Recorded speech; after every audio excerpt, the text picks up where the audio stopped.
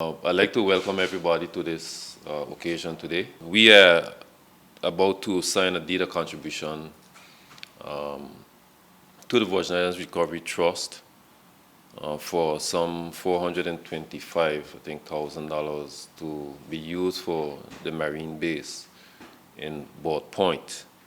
And it's interesting that a couple of years ago, I don't want to date myself, but I remember speaking to a custom officer. We were out on the sea. They were showing me some stuff, and he said that it stuck with me from then. They had picked up some bodies maybe a few months before out on the sea. And the thing that he said, Neil, he called me Neil, right? I remember picking up a young lady, and she looked just like one of us. You know, and it affected him, because when he picked the body out of the water, it made him think about why he's doing his job. And for me, it made me think about what we need to do in the BVI to ensure that the people of the BVI should never feel it necessary to run from the BVI and to face death in order to escape from the conditions that they have within the territory.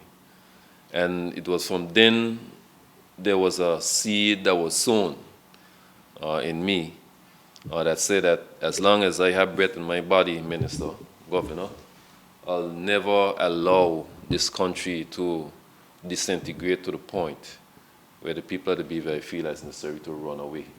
And I believe that that is a sentiment that is shared by everybody in this room.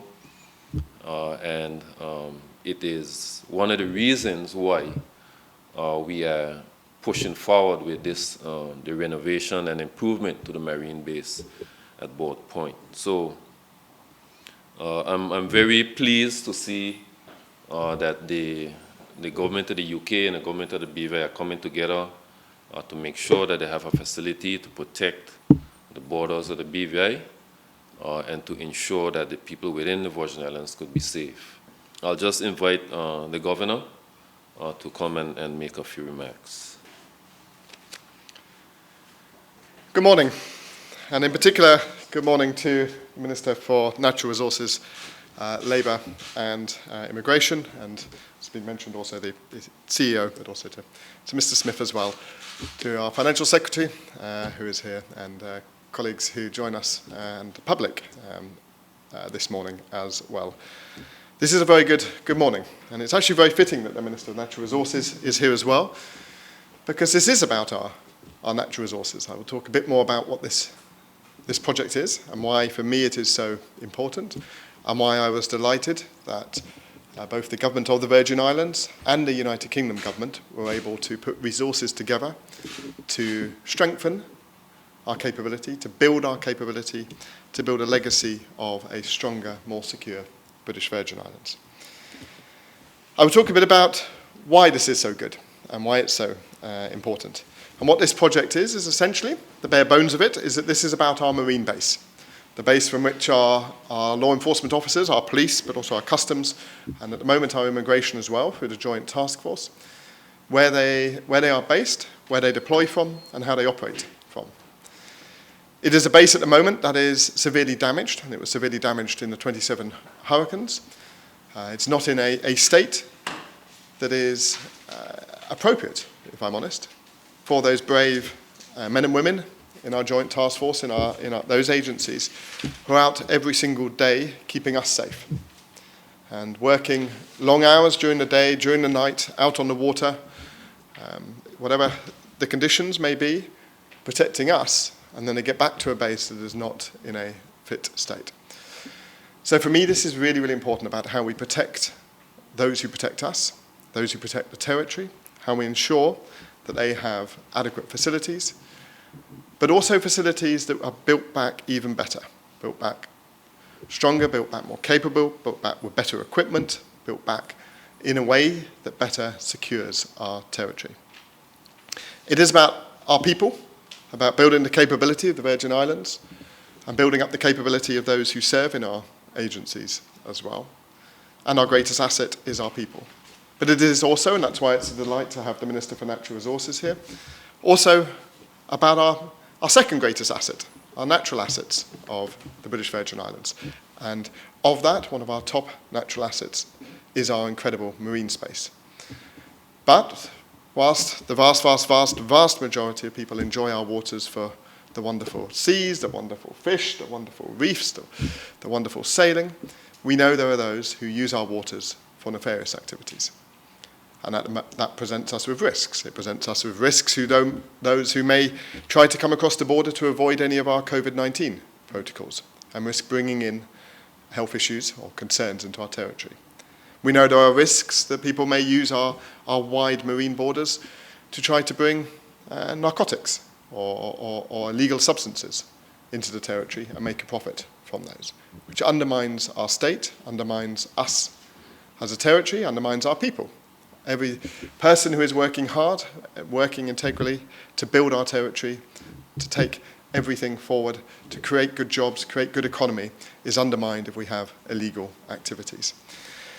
So this is about the marine base is an important building in its own right, but it's actually about the security and success of the territory. And I've said this many times, but for me, security is part of the success of the territory. If somewhere isn't safe, you don't get anything else. You don't get a thriving economy. You don't get revenues coming, Mr. Financial Secretary, if people don't feel safe and secure. Or if people feel that an easier way to make money is through operations that may not be those that are honest, integral, and contribute legitimately to the economy. So, the marine base, what's going to happen there? Well, the marine base will be repaired. It will be modernized. It will be an upgraded building. And it will be used as a centre for operations and planning facility. It will be kitted out with modernised equipment, with better security, with more space to secure boats, and dormitories that allow a 24/7 operation for those officers out and about on the water. This is part of wider measures that the Premier, the National Security Council are taking to enhance our border security. We'll talk about those in more detail at another time because they are ongoing discussions. But we've already, and I'm very pleased that the Premier has supported, already put more money into repairing our marine fleet across customs and the police as well to get boats out there and to enhance our capabilities out on the water. The security of our officers out there is our security, and that's why this building and this project is so important. So how will it be funded? Well, as Mr. Smith said, this is a partnership project. And today I will be formally signing the deed of contribution from the United Kingdom. There will be no going back now, once I've signed. So I'm delighted that I can formally sign that and commit to the $450,000 from the United Kingdom to go alongside the total $1.2 million for the rebuild from the government to the Virgin Islands to ensure that this project comes together and is delivering. It is also then a partnership across the United Kingdom and the government of the Virgin Islands, both putting the people of this territory at its heart and the security of the people of this territory at its heart. It's also a partnership across the agencies, the RVIPF, customs, immigration as well.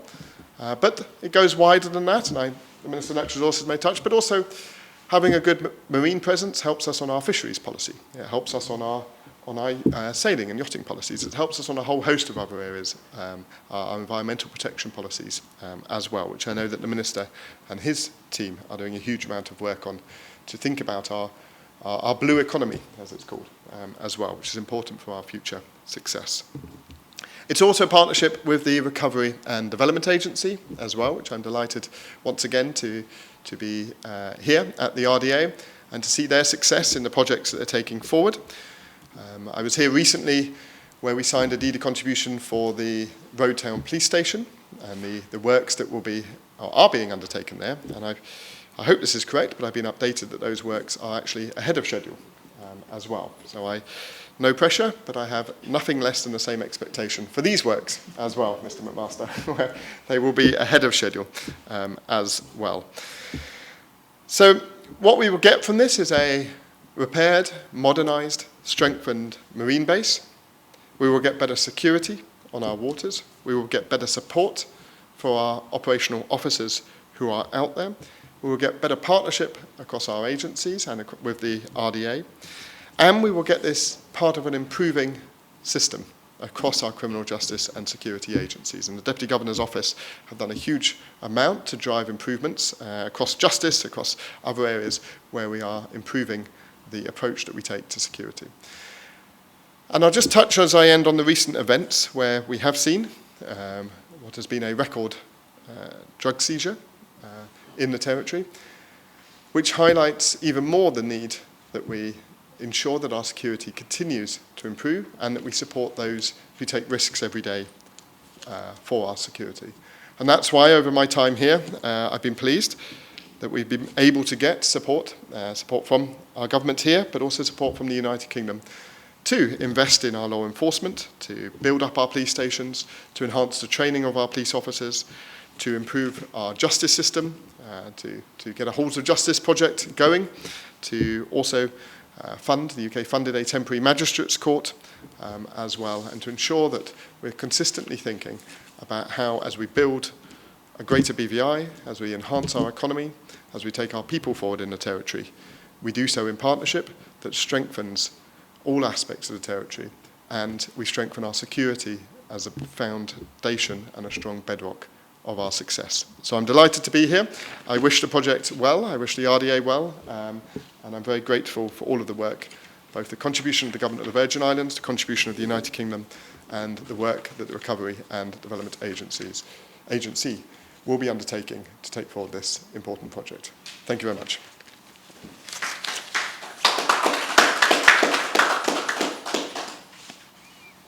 Thank you, Governor. We'll now invite Honorable Wheatley to speak, but before he comes up. I just want to remind, at the beginning where I spoke about, when I quoted this intellectual, you've noticed that we've made some significant improvements on some infrastructure built. So the Marine base is moving ahead. I'm pretty sure we're going to get the House of Justice off the ground pretty soon, Mac. And we're doing work on the police building in town, and we'll be over in Anegada working on the admin building. What we have done, ladies and gentlemen, is we're thinking a little bit differently. And we put in and given central government an additional tool by which to achieve the promotion of the improvement of the lives of the people of this territory. So it's always good to think a little bit differently, but not too differently, as if to make a mess. But Minister, it's good to see you here, and I agree with the Governor that it is quite appropriate that you're here because we're really speaking about natural resources. So invite Minister Wheatley. Thank you, Chairman Smith, Governor Jaspert, CEO McMaster, FS Fabs, Mrs. Seymour. Good morning, everybody. It is indeed a great day for the BVI today. The Governor did an excellent job of explaining what the project is. I want to first apologize for the Premier who wished he could have been here, but due to conflicts in his schedule, he is avoidably kept away. I also want to thank those persons on the front line, that the Governor said, who are up through the night so we can sleep. The police, immigration, and customs. They really sacrifice and put their lives on the line for the safety of the BVI. Like we know, the BVI is a large country, but it's mainly water. We have 200 nautical miles of ocean out there, which presents a very particular challenge. The Governor said, none of the persons come here to enjoy our lovely beaches and our lovely sailing. There are those who use it for transshipment points of whether narcotics, money, or sometimes people. I heard the FS story about finding those bodies off South Island or Peter Island some years ago. And it actually had me thinking, because I think sometimes we have to rethink how we handle illegal persons entering the country. I don't think we are offering enough of a deterrent to them. Somebody coming here to the BVI illegally, we hold them, probably put them in prison, they do a trial, and then they get a free flight back home, only to return again if they should so choose.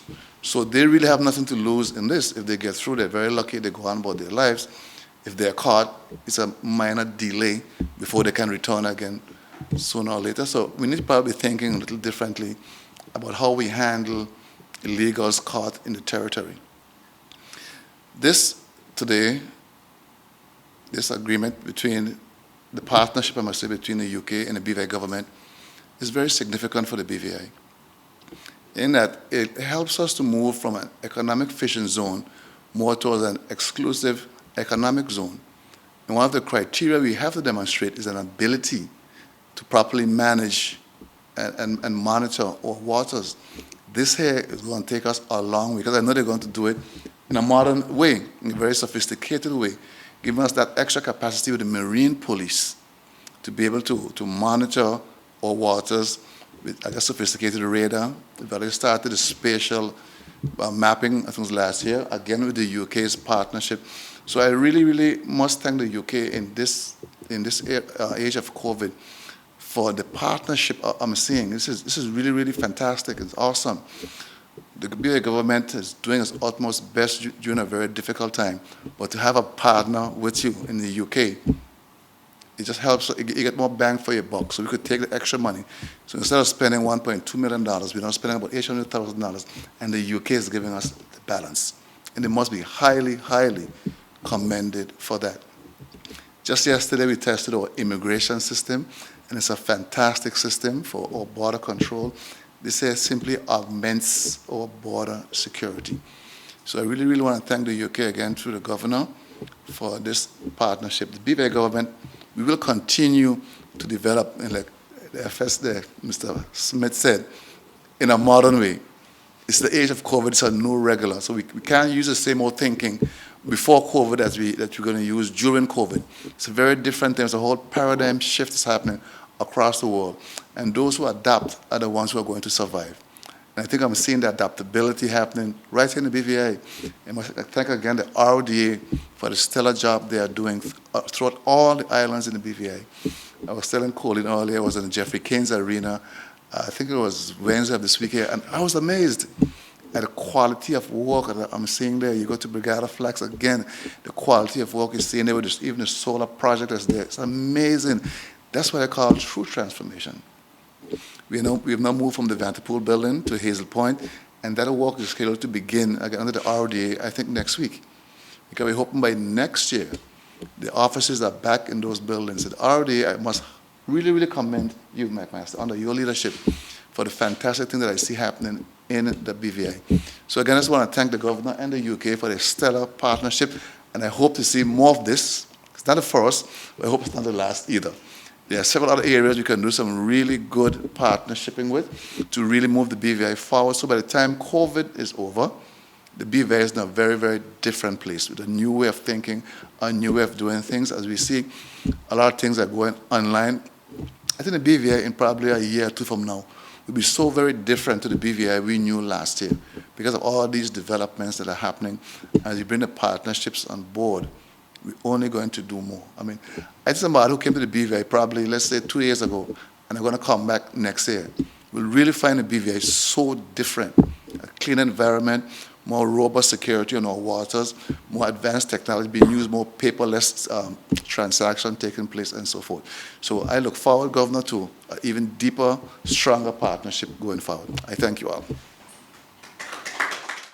Thank you, Minister. That was quite inspiring, actually. I'll be brief this time and just invite Mr. McMaster to the podium to give a few remarks.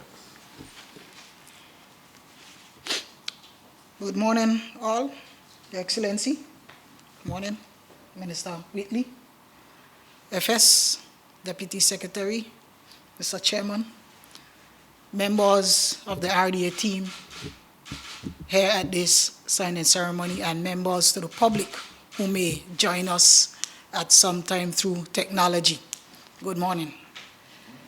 It is the practices that we have seen exhibited here this morning that continues to ensure that the BVI remains basically COVID-free. And those practices stem from the type of examples and directives that have been issued through leadership. Leadership is one of the key things that countries need in order to be able to succeed in these difficult times. And as I stand here this morning, I'm thinking, and I'll take the opportunity publicly, because I don't know, based on the schedule that I've seen presented, if I would have this opportunity again, to thank you, Governor, because it was 3 years ago in August that you arrived in the BVI.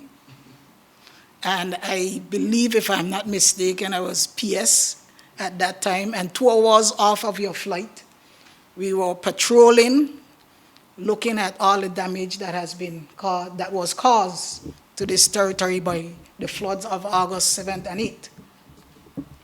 Your unwavering support to the territory began then, and it has continued over the 3 years that you've been here.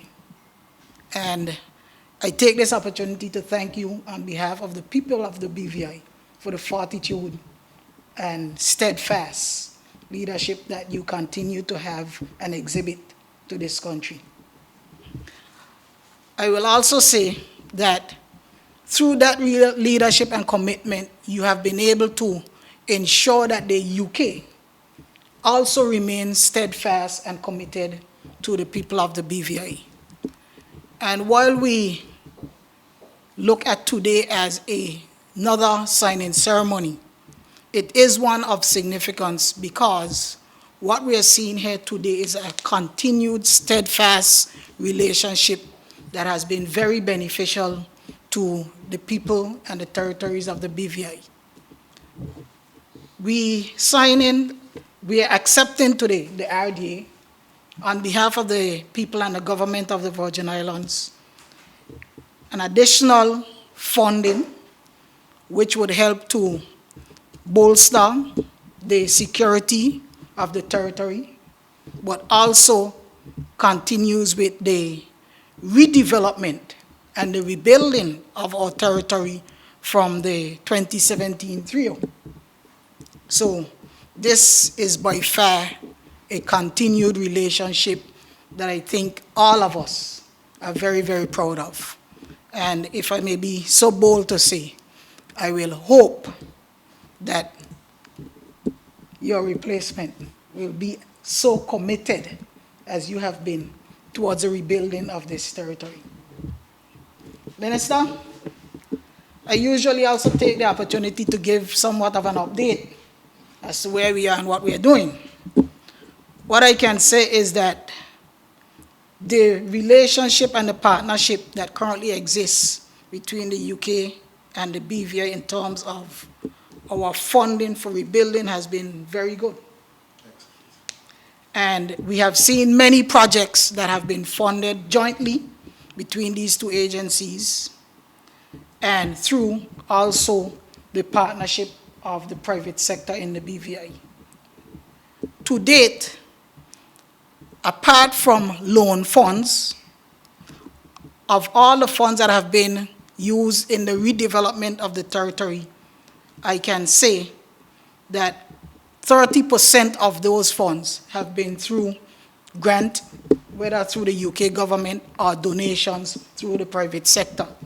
So it says that the people of the BVI and the government of the BVI have been able to benefit at least to 30 cents out of every dollar spent thus far outside of loan funds, have received those funds from either grants or donations, which is a very good partnership. We have worked on buildings that would put public officers in a more accommodating environment, and one that, when we're finished, would be free of health threats. We have worked on facilities that would upgrade our security systems, such as the Marine base that we are now signing for today.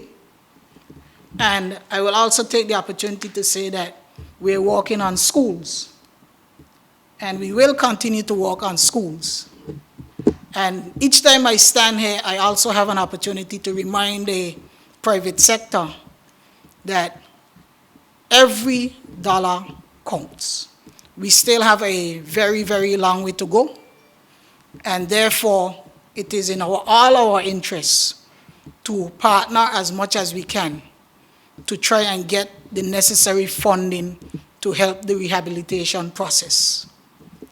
We've had quite a good standing relationship with the private sector, and we will continue, because one of our mandates here at the RDA is to also raise funds to match that or to add to that has been contributed by you, the taxpayers, through the government of the Virgin Islands.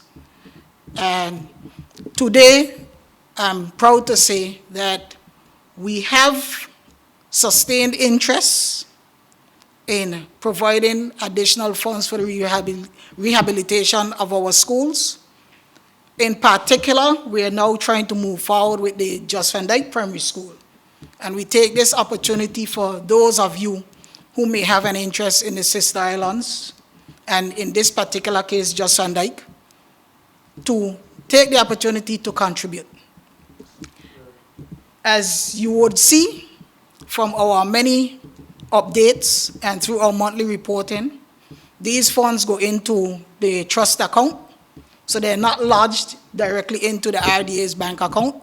They go into the trust account, and until we are able to provide sufficient evidence to the trustees that those funds will be used for exactly what the donor says, we cannot get them drawn down.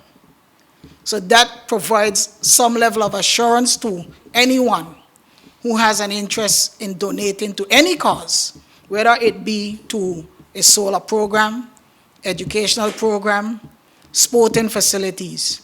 Your funds will be utilized for those purposes and those purposes only. So again, I thank you, Your Excellency, on behalf of the people of the BVI, for your steadfast commitment, contributions, and I would hope that you would also extend our thanks to the UK taxpayers through their government, that we really appreciate the commitment that they continue to have for us. Minister, I thank you, and I hope that you will convey to our boss that we continue to be thankful for his level of support and commitment to the RDA. We will continue to do our part to ensure that the people of the BVI continue to get the benefits of the agency and the programs that have been assigned to the agency through the government. As my colleague Neil has said, as a citizen of the BVI, we all stand here ready to fight for the BVI. And we will not allow anything or anyone to deter us from ensuring that the BVI we leave is one that our children and grandchildren can be proud of. So thank you all very much, and thank you all for, again, taking time out of your busy schedules to be a part of this donation that would lead to a better BVI. Thank you. Thank you for that, Mark. We now move to the actual signing of the deed of contribution.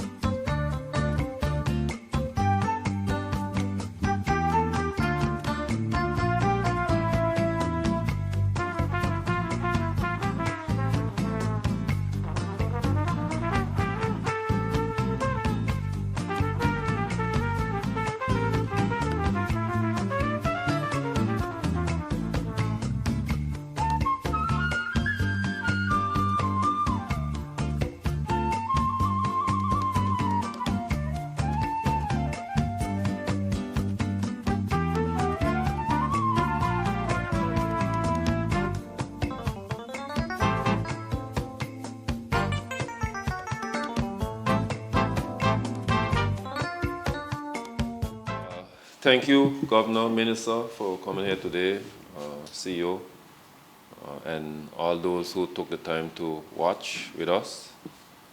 I think those of you who know me know that I have a special place in my heart for law enforcement officers. And again, I'd like to thank them and wish them the best as they put themselves on a cold face between all security as civilians in society and elements that want to do us harm. It really is a thankless job, to be frank. And I guess at the end of the day, some of the things that these guys see and do to make sure that we could sleep safe at night, I guess only another law enforcement officer could understand. And, I'd just like to thank them again. I'm sure, all of us, I'm sure, thinking the same thing, thank them on behalf of the people of the Virgin Islands for their commitment and sacrifice on a daily basis. And, their sacrifice could be life and death, so it's really a calling and not a profession. So thank everybody again for spending some time with us. Governor, again, we thank you. Wish you the best, Minister. Keep at it. And for all of those who are here, thank you, and Godspeed and goodbye, everybody.